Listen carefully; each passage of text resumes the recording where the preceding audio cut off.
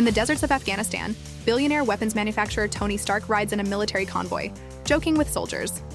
The atmosphere is light until the convoy is ambushed by armed insurgents. Explosions erupt, bullets fly, and soldiers fall. Tony scrambles for cover, but one of his own company's missiles detonates nearby, throwing him back and embedding shrapnel in his chest. Darkness follows. When he wakes, Tony is in a dim cave, his chest burning with pain. A car battery powers a device connected to his body. He meets Dr. Ho Yinsen, a fellow captive, who explains that an electromagnet has been placed in Tony's chest to keep the shrapnel from reaching his heart. Their captors, a terrorist group called the Ten Rings, demand that Tony build them one of his Jericho missiles, the very weapon that destroyed his convoy. If he refuses, they'll kill him. Tony pretends to agree, but with Yinsen's help, he secretly begins building something else. He designs a miniature version of the arc reactor, a clean energy technology his company had mothballed. The small reactor replaces the car battery, keeping him alive and powering whatever he builds. Instead of a missile, Tony and Yinsen design a crude but functional suit of armor, armed with flamethrowers and rockets, strong enough to fight their way out. As they work in secret, the terrorists grow suspicious, but Tony hides his progress behind the guise of building the missile. Eventually, the day comes to escape. Yinsen arms himself, distracting the guards to buy Tony time. Tony dons the bulky metal suit powered by the arc reactor and blasts his way out of the cave. He burns supplies, crushes weapons, and launches rockets at his captors.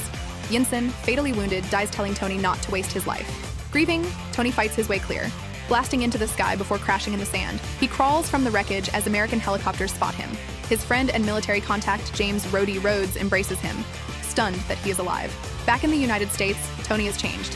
At a press conference, he shocks the world by announcing that Stark Industries will no longer manufacture weapons, to the frustration of his business partner, Obadiah Stane. Reporters and shareholders panic, but Tony is resolute. His near-death experience has opened his eyes to the destruction his weapons cause. Alone in his workshop, Tony begins refining the armor he wore in the cave. He designs a sleeker, more advanced suit powered by the arc reactor in his chest. His loyal assistant, Pepper Potts, worries about his health, but Tony assures her he knows what he's doing. He builds a new arc reactor, more efficient and powerful, and keeps the old one as a backup. He tests his flight systems, crashing into walls, smashing ceilings, and icing up at high altitudes before working out the flaws. The process is dangerous, but exhilarating. Slowly, the Iron Man suit takes form. Meanwhile, Tony attends a charity gala, where he learns that Stark Industries weapons are still being sold illegally, ending up in the hands of insurgents like those who captured him. Outraged, he flies in his new armor to Afghanistan, where he wipes out a group of terrorists attacking a village. The villagers are freed, but Tony realizes he has started a one-man war against those misusing his creations. The military mistakes him for a hostile fighter jet and tries to shoot him down. He barely escapes and returns home, keeping his secret from everyone, except Pepper. Obadiah Stane grows suspicious of Tony's activities. Behind the scenes, he has been dealing weapons to the Ten Rings himself, profiting from both sides of global conflicts. When the terrorists recover the remnants of Tony's original suit, they attempt to rebuild it. Stane meets with them, taking the remains for himself and leaving them to be slaughtered. He hires engineers to reverse engineer the armor, but they cannot replicate the arc reactor that powers it. Furious, Stane decides he needs Tony's own reactor to complete his plan.